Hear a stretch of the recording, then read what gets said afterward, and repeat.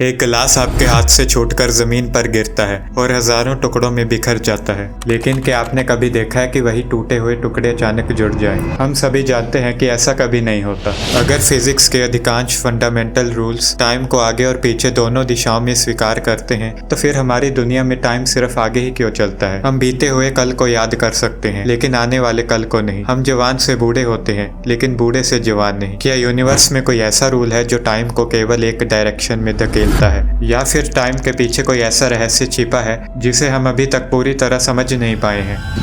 पहली नज़र में टाइम बहुत सामान्य लगता है। दिन रात में बदलता है और रात फिर एक नए दिन में। लेकिन जब वैज्ञानिकों ने यूनिवर्स के रूल्स को गहराई से समझना शुरू किया तो उन्हें एक अजीब बात पता चली। फिजिक्स के ज्यादातर फंडामेंटल इक्वेशंस में टाइम की कोई पसंदीदा डायरेक्शन नहीं होती। अगर कुछ इक्वेशंस में टाइम को उल्टा कर दिया जाए तो वे फिर भी सही काम करती है। यानी यूनिवर्स के बेसिक रूल्स साफ साफ ये नहीं कहते कि टाइम को केवल आगे ही चलना चाहिए, लेकिन हमारी रोजमर्रा की दुनिया कुछ और ही कहानी बताती है। और यही कॉन्ट्राडिक्शन टाइम को साइंस की सबसे बड़ी मिस्ट्रीज में से एक बना देता है। इसे समझने के लिए एक आसान एग्जांपल लेते हैं। मान लीजिए आपके पास ताश के पत्तों का एक नया पैक है। सभी कार्ड्स परफेक्ट ऑर्डर में रखे हुए हैं। अब आप उन्हें शफल करना शुरू करते हैं। कुछ ही मिनटों में उनका ऑर्डर पूरी तरह बदल जाएगा। अब सवाल ये है कि क्या बार बार शफल करने से वे अपने ओरिजिनल ऑर्डर में वापस आ जाएंगे? टेक्निकली ये संभव है, लेकिन इसकी संभावना इतनी कम है कि आप शायद पूरी जिंदगी शफल करते रहें पर फिर भी ऐसा ना हो। यही बात हमें एक बहुत इंपॉर्टेंट कंसेप्ट तक ले जाती है,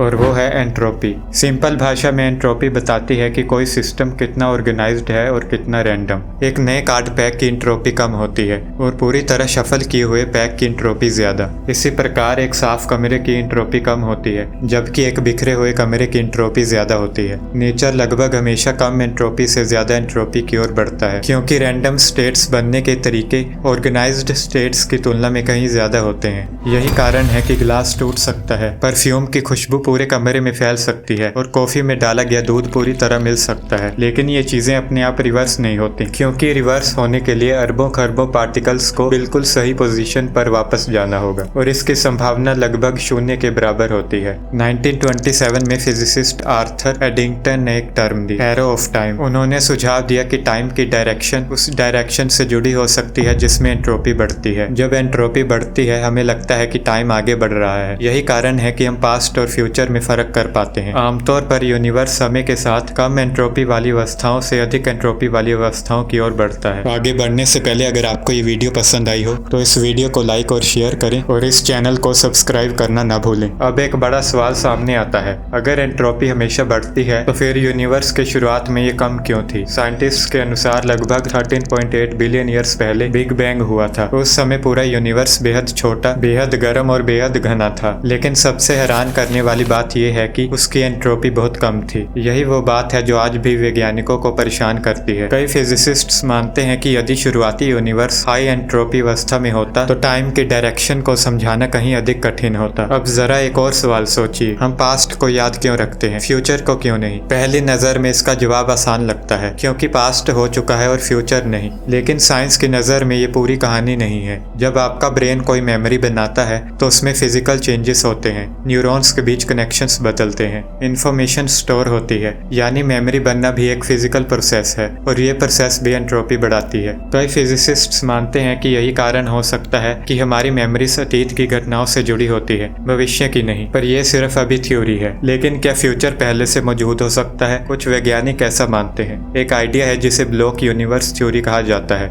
इस थ्योरी के अनुसार पास्ट, प्रेजेंट और फ्यूचर तीनों किसी न किसी रूप में पहले से मौजूद हो सकते हैं। हम शायद उन्हें एक एक करके एक्सपीरियंस कर रहे होते हैं। इसे ऐसे समझिए, मान लीजिए पूरी फिल्म पहले से रिकॉर्ड हो चुकी है, लेकिन व्यूअर उसे सीन बाय सीन देख रहा है। उसके लिए स्टोरी आगे बढ़ रही है, लेकिन पूरी फिल्म पहले से मौजूद है। कुछ वैज्ञानिक मानते हैं कि टाइम भी कुछ ऐसा ही हो सकता है। हालांकि इस आइडिया पर अभी भी डिबेट जारी है। अब एक और दिलचस्प सवाल, क्या टाइम ट्रेवल संभव है? साइंस फिक्शन मूवीज में टाइम ट्रेवल बहुत कॉमन है, लेकिन रियल फिजिक्स क्या कहती है। दिलचस्प बात यह है कि आइंस्टाइन की थ्योरी ऑफ रिलेटिविटी के अनुसार टाइम बिल्कुल वैसा नहीं है जैसा हम सोचते हैं। टाइम सभी के लिए एक जैसी स्पीड से नहीं चलता। अगर कोई व्यक्ति बहुत तेज गति से यात्रा करे तो उसके लिए टाइम धीमा हो सकता है। इसे टाइम डायलेशन कहा जाता है। ये केवल थ्योरी नहीं है, इसे एक्सपेरिमेंट्स में भी देखा जा चुका है। जीपीएस सैटेलाइट्स में भी इसके फैक्ट्स को ध्यान में रखना पड़ता है। लेकिन टाइम डायलेशन का मतलब ये नहीं है कि हम पास्ट में जा सकते हैं। ये केवल टाइम के फ्लो को अलग अलग ऑब्जर्वर्स के लिए अलग बना सकता है। पास्ट में यात्रा करना आज भी साइंस का एक अनसुलझा विषय है और इसके सामने कई बड़ी प्रॉब्लम्स मौजूद हैं। आप ऊपर दी गई वीडियो पर क्लिक करके टाइम डायलेशन के बारे में डिटेल में जान सकते हैं। अब आते हैं क्वांटम फिजिक्स पर। जब हम क्वांटम फिजिक्स की दुनिया में पहुंचते हैं तो मिस्ट्री और भी गहरी हो जाती है। क्वांटम लेवल पर रियलिटी उतनी सिंपल नहीं होती जितनी कि हमें दिखाई देती है। कुछ फिजिसिस्ट ये मानते हैं कि टाइम के असली नेचर को समझने के लिए क्वांटम मैकेनिक्स और ग्रेविटी को एक साथ समझना होगा, लेकिन आज तक कोई भी थ्योरी ऐसा पूरी तरह नहीं कर पाई है। कुछ मॉडर्न थ्योरीज ये सुझाव देती हैं कि टाइम यूनिवर्स की फंडामेंटल प्रॉपर्टी नहीं हो सकता है कि टाइम वैसा ना हो जैसा हमें दिखाई देता है, कुछ वैसे ही जैसे टेम्परेचर किसी एक पार्टिकल में नहीं होता बल्कि अरबों पार्टिकल्स के एक साथ बिहेवियर से पैदा होता है। अगर ऐसा सच में है तो टाइम के बारे में हमारी पूरी समझ भविष्य में बदल सकती है और ये हमें यूनिवर्स के भविष्य तक ले जाता है। अगर एंट्रोपी लगातार बढ़ती रही तो बहुत दूर भविष्य में यूनिवर्स एक ऐसी अवस्था में पहुंच सकता है जहां कोई यूजफुल एनर्जी नहीं बचेगी। स्टार्स बुझ जाएंगे, नए स्ट्रक्चर्स बनना बंद हो जाएंगे और यूनिवर्स एक बेहद ठंडी और शांत अवस्था में पहुंच जाएगा। वैज्ञानिक इसे heat death of the universe कहते हैं। वर्तमान साइंटिफिक मॉडल्स के अनुसार भविष्य में यूनिवर्स इसी अवस्था तक पहुंच सकता है। आज हम जानते हैं कि टाइम आगे बढ़ता हुआ दिखाई देता है, लेकिन हम अभी भी नहीं जानते कि यूनिवर्स की शुरुआत इतनी लो एंट्रोपी स्टेट में क्यों हुई। और शायद यही वह सवाल है जिसके अंदर टाइम का सबसे बड़ा रहस्य छिपा हुआ है और शायद टाइम का असली रहस्य अभी खोजा जाना बाकी है।